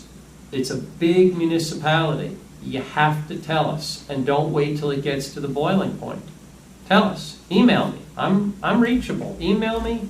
We'll see what we can do. But if we could work this out with Delaware Township, this would be really nice. A related topic, talking about putting a gun to your head, the post office parking. I've been working with the owner and our engineer for about 8 months trying to get that bike lane issue resolved with NJDOT so we can have the parking, the on-street parking back. We've made progress with NJDOT, but not near the progress we should have. We're now on the 4th department, literally, to look into this. So I just want to let people know it is still moving forward at a snail's pace, but it's moving forward. A resident made a suggestion to me last week, which I thought was a really good suggestion, and I don't know why we didn't think of it. She said, why not see if the post office can't put a mailbox somewhere else in Ringo so people who want to drop their mail don't have to go into that parking lot? I thought that was a really good idea. And first thing I said to myself is, why didn't Chris think of that? I'm 26, I don't say Right alongside the post office. But in any event, I called the owner, Mike McGuire, and he was going to talk to his counterpart at the Postal Service to find out if it's possible to locate a mailbox somewhere else in the village where people can conveniently just pull up to it, drop it in. I mean, in my hometown, you had the goosenecks. You just pulled up and you slid them. You didn't have to get out of the car. So he's looking into that. By the way, for what it's worth, he told me that the post office is on the verge of renewing its lease there for another 20 years. So the post office is going to be there. And we need to deal with the parking. He is going to come into our planning board, I think in March, to get approval to take out the hedges and put in 5 more parking spaces, which will help. He also is going to make the driveway one-way instead of two-way. So you'll come in one way and out the other, which I think will help a lot also. So we're working on it. I know people are frustrated. I get emails. We're doing the best we can with NJDOT. I wrote a letter to them in my capacity as mayor a couple months ago, just asking, can you guys please move this along a little faster? I don't think it had any impact, quite frankly. I am going to send another one because I spoke to our engineer, but we're trying. I just want to let people know we're trying. I have a response from Jason, if you like. You texted him? No, he's watching. Oh, okay. So our DPW supervisor stated there's never been speed limit signs on Mountain Road, and the engineer would have to come out and do a study and review it and approve speed limit signs. They just can't put signs up. Well, since the engineer is coming out to deal with the weight restriction, we should just talk to Bill about considering speed limit signs. And an unposted rural road is 35 miles an hour. So if they're driving 70 or 80, that's reckless. If the police get them, that's not a small fine. And that's a lot of points, if I recall correctly. So, you know, the black BMW, that driver's days may be numbered, okay? That may be numbered. I wonder if there's a correlation with liquor bottles that are scattered along Lincoln the Mountain Road. That's scary. That's scary. Okay, standing committee reports. Like I've said in the past, the mayor has the unilateral right to appoint people to most committees. A few committees require township committee approval, but most committees, the mayor has the unilateral right. I've never felt that's the right way to conduct business, so I bring the appointments to the township committee. So I'd like to bring 4 appointments to the township committee tonight. The first is Joe Angelone, who has been a long-time member of the Environmental Commission. He would like to be reappointed. Mark and I had lunch with him a while back. He reached out and wanted to chat. He had some thoughts about the Environmental Commission. He would like to stay on the Environmental Commission. So I would just like to ask the committee, are we okay reappointing him to the Environmental Commission? Sure. Any objections? No. Anyone who's interested, you know. Okay, so then I will let Joe know that we're going to reappoint him. Erica Johansson, who has been one of our best volunteers for a number of years, had to step down temporarily from Parks and Recreation and Recycling because of a personal matter. She would now like to return and be reappointed. To me, it's a no-brainer, but again, I wanted to ask. So are we okay reappointing Erica to Parks and Rec and Recycling? Absolutely. Yes, yep. Hands down. Okay. Finally, round no good deed goes unpunished.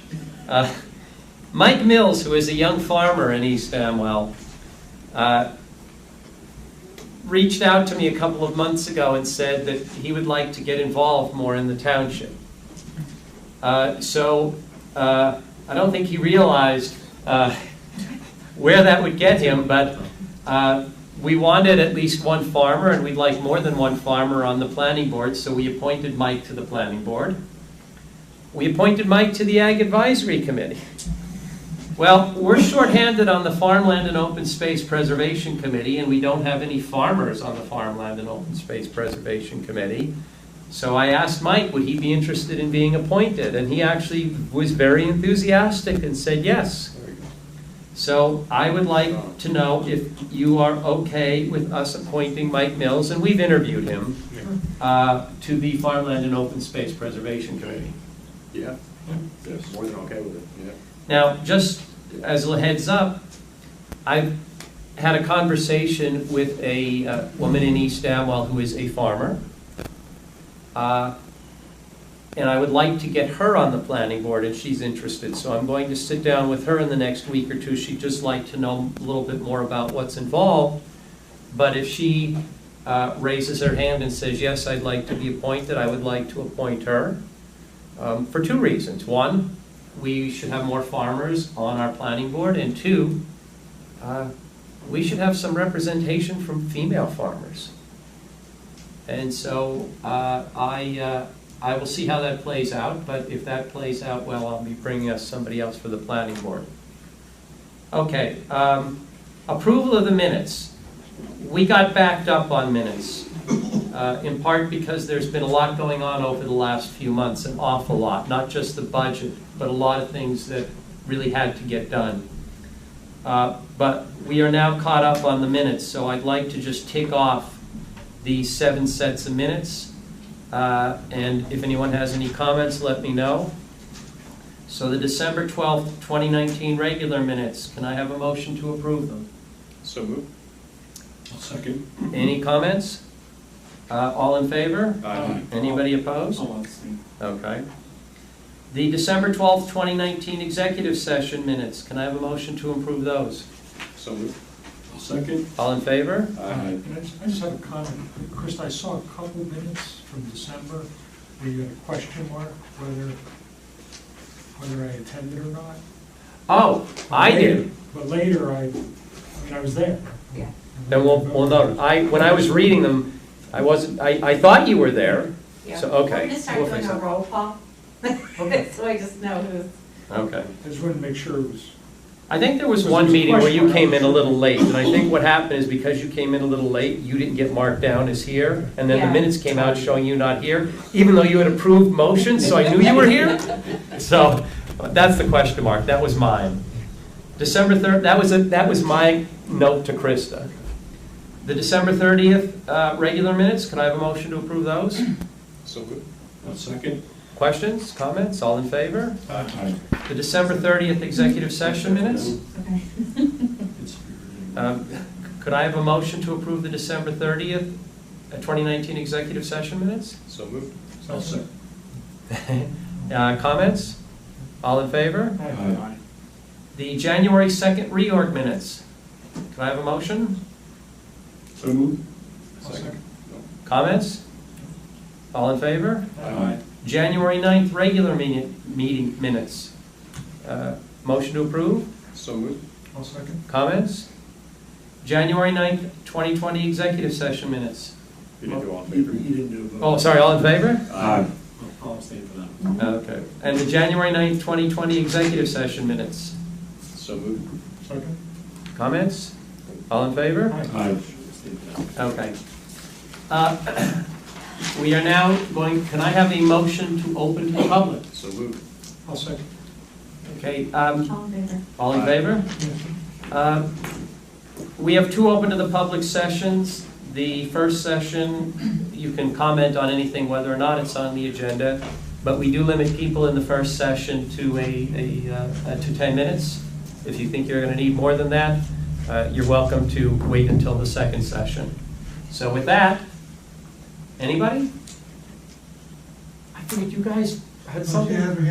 Oh, okay. No. Our public servants in uniform get the first bite. Ladies first. That's right, I didn't Well, know you hopefully could have to not, but you leave. never know. That would really, really be bad. You wait until we open to the public and then you... So Chief Patrick, I created the Amwell Valley Ambulance Corps. So, couple things. We got some brand new EMTs. Good. So we're very happy. But just because we got them doesn't mean they're ready to answer calls yet. So we're still doing in-house training because we want the best care for everybody. So we just can't say, here, you graduated, go out and take care of people. But they're getting better. Our fund drive will be coming out shortly. So this year it looked a little different. It's going to be in an orange envelope, so it's more noticeable. So we ask that you really help support us because we're really running out of funds because we're really donations only. You can try Mr. Berger's method, the baggies, the ground. Yeah, we should.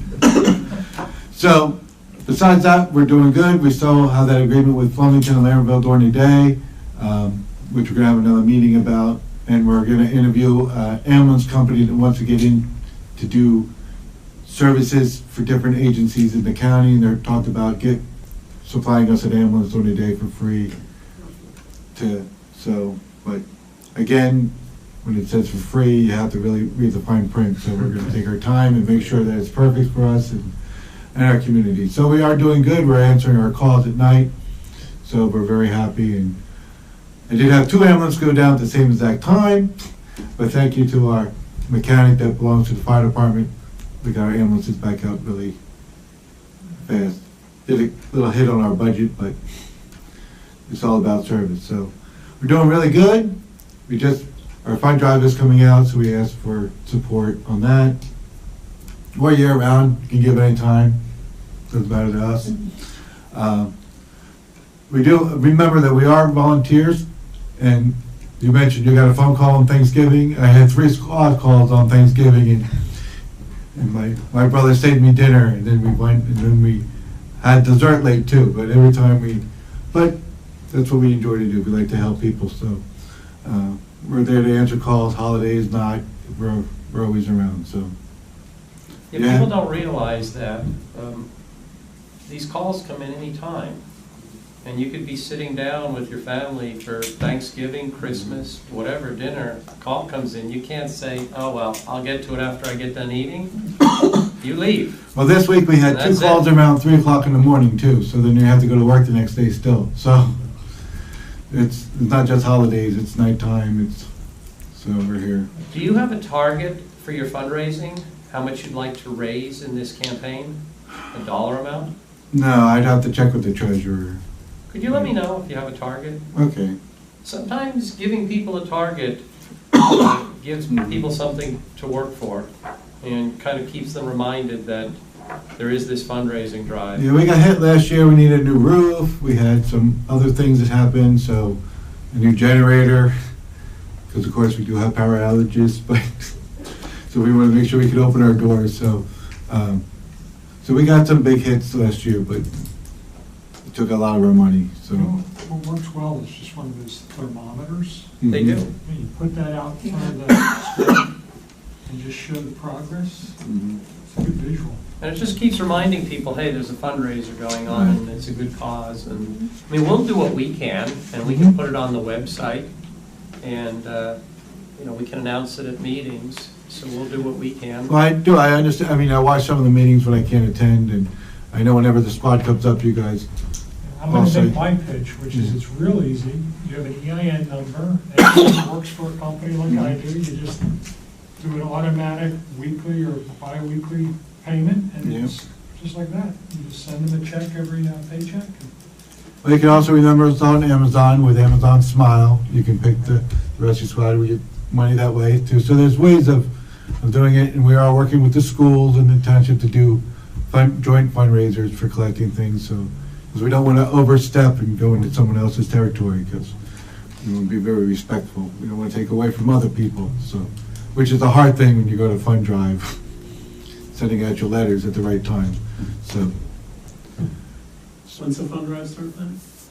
Hopefully the letter will be here and out next week or the week after. It all depends on the company. We had some paperwork issues with the state. They changed the form, needed 2 signatures. We didn't realize that, so we finally got it all straightened out. So it is now tax deductible still. So, but we want to make sure that we're above board for everything. So we get it all straightened out. So as soon as you see it, it's going to be an orange envelope to stick out, so you don't throw it away like, oh. So please help us out, and if you're ever needed, we do transports where we do have people available. We've had people call, and we're free for volunteers at any time. If you want to stop by, we mostly have people at the building. Friday nights is the night most people are there, and sometimes and Saturday nights. So besides that, it's hit and miss depending, because we are volunteers. We don't have to stay there. So okay. Thank you. Thanks for coming. Bye. Appreciate it. Thank you. Anyone else from the public like to speak? Allison?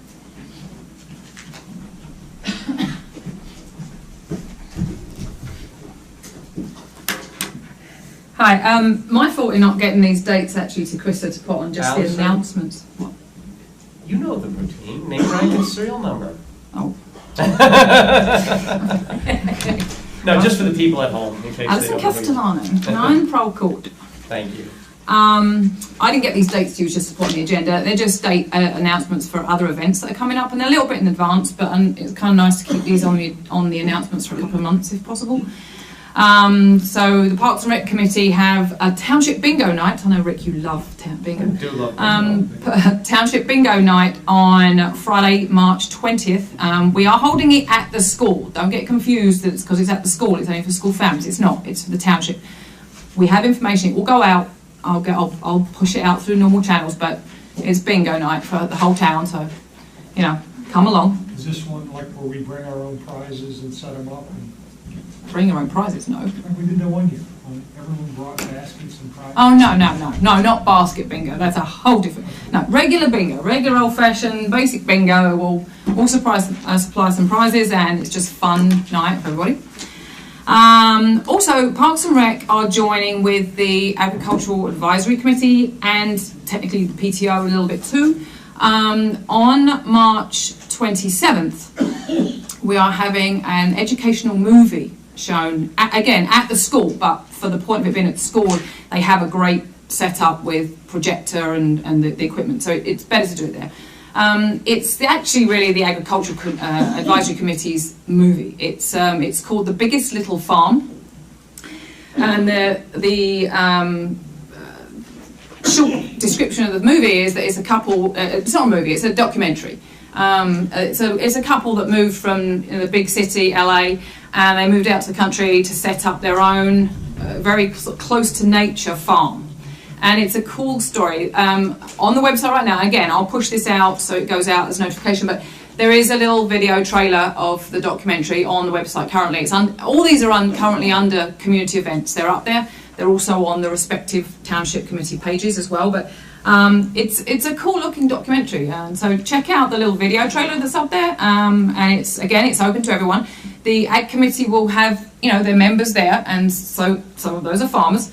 And they'll be there for questions and everything afterwards. And going back to Mike Mills, it's almost a similar little story to his own, that how the setup of the type of farm, or the size of farm, and things. So I think he'll be able to answer a lot of good questions. Is there any cost for it?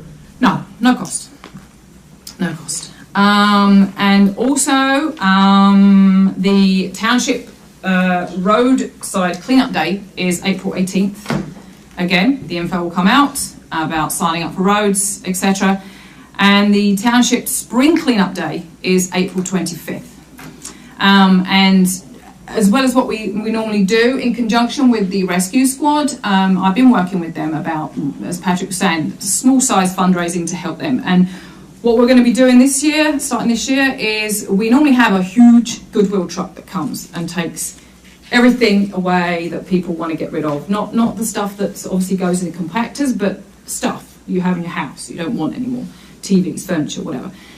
But there's also a fair amount of clothing that comes, and there's also a fair amount of other stuff, toys, whatever. Now, the rescue squad did a fundraiser like this prior to Christmas, and again, with the PTO, we worked together with them, and the clothing that came in went to the PTO shed. That helps the PTO because we get money from that.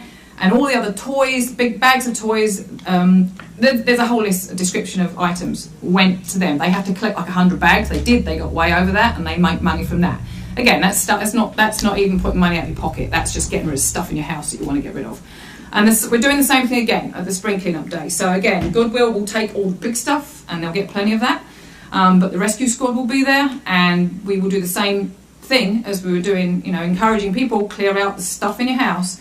And we'll separate it out, and we'll have clothing will go to the PTO shed, and this rescue squad will take all the other bags. Hopefully they get a lot, and they make money from that. It's money for nothing, basically. So, I have think. A list for that? What's that? You have a list. We'll have a list. I'll have a list of everything for this. Okay. I'll put it all together, and it's we'll get that out shortly. But just dates for everyone's calendar, and we'll just keep it on the agenda for the next couple of months while they're all going. Okay. Thank you. Thank you, Alison. Yep. Rich? Good evening, gentlemen. Nice hat, by the way. Rich Spiegel, One Mountain Road. One thing I want to ask you a question about the ordinance for the cap bank. And you mentioned earlier about we might have to go over the 2% cap to 2.5%. Is that right? You're saying for the new budget? No. No, I'm sorry, what I mentioned, Rich, was it- what I mentioned, Rich, was that the budget includes a 2% increase for salaries and wages. Oh, that was, yeah, I couldn't hear. It's in the budget already, right. Because I remember when Christie passed that cap on 2% increase, but the Board of Education got the 2.5%, they're allowed. I remember some towns decided to put their Department of Public Works into the school department, so they get that extra bump out of that. But then there was another thing in that like say, if a few years I hadn't paid much attention, that the taxes only went up 1.5%, didn't go to the 2. You were allowed to put that other 0.5% in a holding. That's the cap bank, Rich. So that's what this is? Yeah. We take advantage of it in case we ever need it, but we don't need it this year, we didn't need it last year. But we take advantage of it because we just dumb not to, but we don't need it. Well, I know one town, what happened, they were doing pretty good for a couple of years, and then all of a sudden one year their taxes went up 4.5%. And the people got all mad because how that happened, and they had to explain to them, well, we had 1.5 or 1 3/4 that was saved from the years we didn't. So then they had to explain that that's why they were allowed to do that, you know. But yeah, I was just wondering if that's what that was. The one other thing is, when we were back in 05 and 6 and 7, I don't know if the same people own it, that stretch of highway across the road here, and the other one that just after the ball field, the Little League field. The owners of those properties offered it to the town, actually. If they want to be the first buyer of the property, they were going to put it on the market. And we had voted then no. But the one on the other side is the one that is by the school ball field. Is that so? That's the one you're talking about now on that side? The property over there for. Which property am I talking about? Well, you go right across the street, you make the left. No, but talking about what? When you say is Well, that the what you were- property you're talking about? Well, what you were saying before about developing and for housing The on the property, highway. the property that they were looking at to develop for housing is the one that's across 202 from this building, adjacent though, not directly across from the Shell station. Oh, that one here, okay. Well, I don't know what here is, but it's directly across from the Shell station. It's an 11-acre parcel that is currently on the Well, I market. remember the one was approved for building, but then back then the school was against it because they were gonna put like a little convenience store and stuff like that. The school didn't like the idea that, you know, the kids would hang around there during, you know, lunch hour and stuff like that. But I know that one was approved, and that's the one, like I'm saying, you go out, you go across the highway, make the left to go to Flemington, and right there on the right, when you got the Little League field from the school, that property right after that was approved way back. Les Hamilton might remember that, for a little group of development.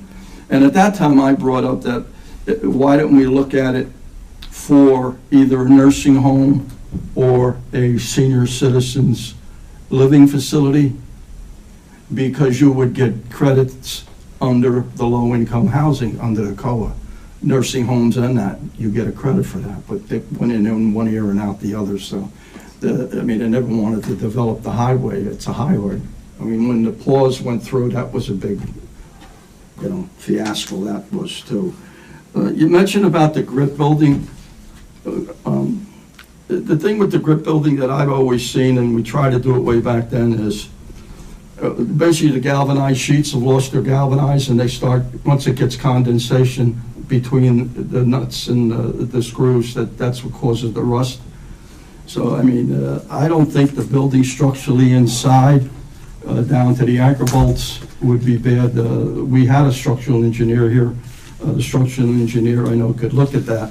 But when it comes to siding and sheeting, it's an easy job. All you need is about 4 guys with a screw gun and a scissor lift. You can go around that building. I know buildings that size will probably take about 4 or 5 days with 5 guys. and you start at the top because the top sheet always laps over the bottom sheet. And those screws come out real easy, and just let the sheets come down, and you got the scrap, and just get a small contractor. You buy the sheets, the new sheets, and there's contractors that just come to just reinstall the sheets. As far as the roof is concerned, I just got somebody from my buddy's farm. There's a lot of material out there right now that is sprayed on, like what I did with this roof here. You can get that roof sprayed with a material that you could probably get another 10 years to 15 years life out of it, like we did with this roof. We got 15-year warranty on this roof, you know? So there's a lot of things to do if you want to stay with a tight budget and not have to spend too much money. Those are really cheap ways to get out of things like that. So that's the only other, point I wanted to bring up. I think that's all I had here. So I'll save the best for last. Okay, anybody else from the public? Seeing no one else come forward, could I have a motion to close to the public? So moved. I'll second. All in favor? Aye. Okay. Consent agenda items. I have here 6 resolutions that we'd like to adopt. 4 are for blue light, so let's take those first.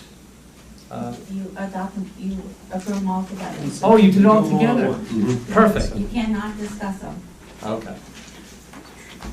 I can't discuss them. No. We just moved the consent agendas. I move Okay. the consent agenda items. Okay. Anyone second? I did. Are you second? No, you moved. I second. Okay. All All right. in favor? All in favor? Aye. Anybody opposed? Okay. Just got my donut over there. Okay. My wife just texted. I guess she's watching. She said, "Give Mark $10 for donuts." Look at this exchange of funds right here in the day. It's like Okay. a whole new level of All right, so now we're going to ordinances. There are 4 ordinances that we are going to introduce tonight. I know them well because I drafted the 4 of them either alone or in conjunction with a member of our planning board. So let's start with the first ordinance, which is 20-03. This I've talked about before. This is to authorize our participation in putting the Wartsville Industries property into preservation. So I don't need to go into that. I've already discussed it in detail. So could I have a motion to introduce ordinance 20-03? So moved. I'll second. Any questions? All in favor? Aye. This ordinance will be published in the February 20th, 2020 issue of the Hunterdon County Democrat, and the public hearing is set for the next regular township committee meeting on March 12th, 2020 at 7:30 p.m. The next ordinance we also talked about at our last meeting. Tam Lee came in and explained it to us, really the next 2. Ordinance 20-04, we are just amending our zoning map because we made a lot line adjustment on the Shell property, the Shell gas station property across the street. That resulted in and of itself in a lot that now has split zoning on a single lot, which does not make sense as a planning matter. So we want to do a zoning line adjustment so that the entire lot will now, as reconfigured, will now be commercial. And that is ordinance 20-04, which is just simply authorizing the amended zoning map, which our engineer prepared. So we have it. So could I have a motion to introduce 20-04? So moved. I'll second. All in favor? Aye. Ordinance 20-05, second thing that Tam discussed with us last week, which pertains to our development application review procedures and revising the checklist to make it more user-friendly. Revising that checklist necessitated amending a number of township ordinances to reference the revised checklist and to eliminate provisions that are no longer relevant in light of the revised checklist. So could I have a motion to introduce ordinance 20-05? So moved. I'll second. All in favor? Aye. This ordinance will be published in the February 20th, 2020 issue of the Hunterdon County Democrat, and the public hearing is set for the next regular township committee meeting on March 12th, 2020 at 7:30. And the last, Chris, did you read that spiel for 2004? I don't know if you did. I don't know. I if don't you think I did. Yeah, I don't remember hearing that. Do we need it on the record? I don't know if it's necessary. Sure, for ordinance 20-04, this ordinance will be published on the February 20th, 2020 issue of the Henry County Democrat, and the public hearing is set for the next regular township committee meeting on March 12th, 2020 at 7:30. I'm going to be nitpicky, so make That's sure your I don't get screwed by something, but I don't know. no, Weird state you, laws. you have to, good catch, you have to follow these rules. 20-06, this was an amendment requested by my colleague Chris Sobieski. We are amending, or proposing to amend the Ringo's Village Advisory Committee ordinance to allow us to appoint employees, including employees who are not residents, because we would like to appoint Krista. It made imminent sense when Chris raised this that we ought to put Krista on that committee. So all we're doing here is amending the ordinance. It's a minor amendment so that we can appoint Krista. Yeah, to be fair, Ms. Conner, Christmas, that is a good idea, I have to say. So could I have a motion to introduce 2006? So moved. I'll second. All in favor? Aye. This ordinance will be published in the February 20th, 2020 issue of the Hunterdon County Democrat, and the public hearing is set for the next regular township committee meeting on March 12th, 2020 at 7:30. We don't have anything, we don't have any special committee reports. Unfinished business.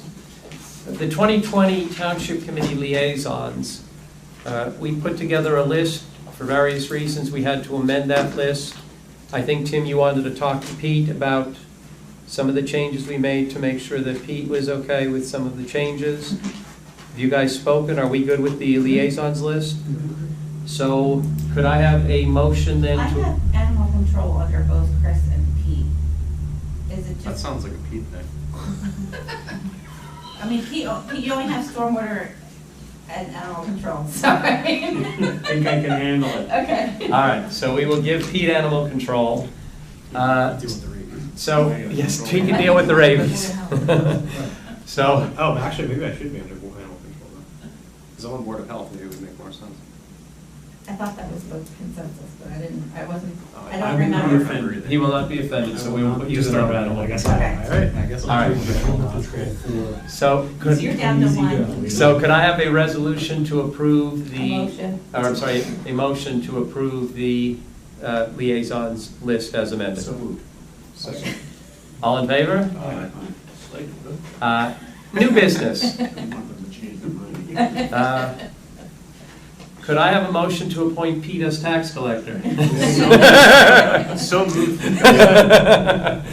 Thought I slipped that one by you, Pete. As I mentioned earlier, we have hired Anne Marie Sylvia as the tax collector. We do need a resolution confirming that appointment, so could I have a motion, or a motion to approve the appointment of Mary Ann Sylvia as tax collector? Anne Marie Sylvia. I'm sorry, Anne Marie. I'm getting tired, it's been a long day. I'll second. All in favor? Aye. Okay. The Banlieues Bridge reconstruction, I don't know that I have much to say about it, other than that bridge that crosses Banlieues over by Backbrook is in very bad shape. There's no built-in redundancy, which makes it dangerous, because if there's a failure, there's no redundancy built in. So they are going to redo that bridge, or really replace that bridge. When we get more details, we will post it on the website, so people should just keep eye out on the website. You should always keep your eye out on the website, but we will post information as we get it. Okay, item number 17, we are going to open to the public again. Can I have a motion to open to the public? So moved. I'll second. All in favor? Aye. We are open to the public. Seeing, oh, go ahead. Well, there's somebody behind me. Nope. No? Nobody's behind you. Rich Spiegel on Mountain Road. The thing you just mentioned about the bridge, what do you mean, Banlieues Road Bridge, but doesn't the county repair all our bridges? They are. Oh, okay, I thought you meant we were. No. The thing that I'm concerned about is the discussion on the trucks. I don't know if anybody's done the homework on the Supreme Court ruling. Nobody? That started back in 1999 when Christy Whitman became governor. And she got right on top of the trucks and, remember Les? So there was 2 committees formed. Les was on one and I was on the other. And we looked into it extensively. All right, so now I'm just going to read something. Tractor baler ban on local roads, New Jersey. New Jersey was the first state in the country to ban large tractor trailers from its state roads and highways. The restrictions which went into effect in July of 1999 confined large trucks more than 102 inches that were not doing business in the state to use interstate highways and the national network, a system of major highways and connector roads. Governor Whitman issued the ban through an emergency order in 1999, announcing that large trucks that are not doing business in New Jersey have no business using local roads in New Jersey. The order was followed by permanent regulations in September of 2000, actually January 13th. She signed an executive order, companion legislation, that laid out penalties for the truckers, found breaking the new rules $400 for first offense, $700 for second offense, infraction, and then $1,000 for every violation thereafter. The ban followed 2 years of complaints from residents and local officials that out-of-state truckers using local roads as shortcuts were a safety hazard and noisy nuisance. Several accidents on county roads involving collisions with trucks stoked the public anger. Big rig traffic is particularly heavy in New Jersey due to the fact that its status as the corridor between large East Coast cities. Each day, about 135,000 large semis pass through New Jersey. In recent years, many truckers started taking shortcuts between major highways and veering off the New Jersey Turnpike to avoid tolls. The ban reduced truck traffic as much as 30% on some roads. However, shippers worried that the order, other states would follow New Jersey's lead. So the American Truckers Association in the United States filed suit in the United States District Court to overturn the ban, charging that it impedes on interstate commerce. Okay, so now here's where we're at. By forcing truckers to deviate from one or more district routes, which lengthens their travel time and can be more expensive, the association's lawsuit also claimed that the restriction violated the United States Constitution Equal Protection Clause because it treats trucks based in New Jersey differently from those trucks based outside the state. John Dorrigan, a spokesman for the New Jersey Department of Transportation at that time, said the state was well within its rights to impose the ban. The United States Department of Transportation advised us later that summer that the DOT had the authority to regulate truck traffic on non-residential national highways, he said. We feel quite strongly that the law does not impact interstate commerce because we're providing a good system of roads for truckers to use. However, on February 26, 2006, the United States 3rd District Court of Appeals found New Jersey large truck routing regulations unconstitutional. The New Jersey Department of Transportation had appealed those rules and replaced them with regulations that established the truck routing restrictions that were in place before 1999. Those resolutions were adopted in 2006. I didn't want to come up here with 11,000 pages, because that's what the Supreme Court ruling was, a total of, I think, 11,026 pages. All right. Supreme Court turned around and reversed all our court decisions, from the appellate court all the way down to the district court. And that's because, if you remember, Christy Whitman left New Jersey. She became the director of the EPA. She was appointed the director of the EPA. So what she did is she filed a lawsuit using the EPA against the Truckers Association. Okay? Now, actually what she did, she opened up Pandora's box. In 2005, 6, or 7, that's why I mentioned Les, we got onto that too, because Ewing, Hopewell Township, Pennington, and East Amwell, being 31, Route 31, the complaint then also was trucks getting off of 295, coming up 31 to get up to 78, 287. We all got together, and basically what the Supreme Court did was they have set the routes that trucks can travel. If I remember correctly, something when they get off 95, if they got deliveries in Trenton, they have a certain actually truck route that they laid out for them to get into Trenton. All right? But you would have to read Whitman against the truckers, the Supreme Court ruling, and I am totally amazed when you see how they covered anything you're thinking about right now. They covered it in the Supreme Court ruling. For instance, the Supreme Court said you can't put anything that's going to impede the travel of the trucks in the local roads if they're making deliveries, dry goods, food, medical supplies, gas. You can't do it. Because basically in that argument they said, what happens here is you're going to slow the delivery down. That's going to affect the economy. The delivery to the vendors is going to affect the economy. All right? So my worry here is I hope we don't decide to go against the United States Supreme Court. The one thing that we discussed back then, if you want to regulate on the state highways, which 31, 179, you have to purchase it. And that's what we discussed back in 2005 and 6. The only way we could stop them was to buy it. But here's the problem. If you buy it, you got to maintain it. You no longer get federal aid for highway system. That's also what the Supreme Court said. So there's where you're at, and I'm just trying to help here.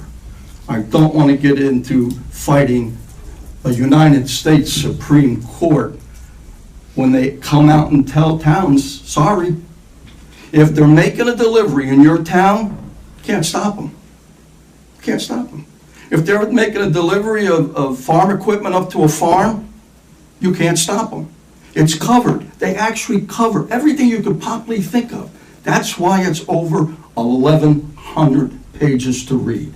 And when you read the Supreme Court judges like Scalia at that time, what his dissenting and what his argument was, when you read each individual Supreme Court justice, what they say, it's totally amazing. I gained a lot of respect at that time for our Supreme Court. I didn't think that they cross every T and dot every I.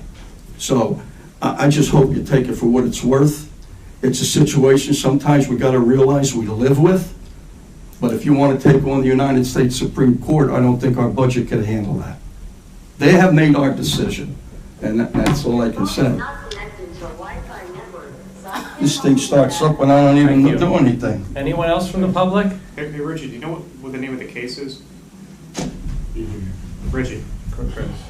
Oh, I didn't hear you, I'm sorry. Do you know what the name of the Supreme Court case is? Yeah, Whitman against the Truckers International.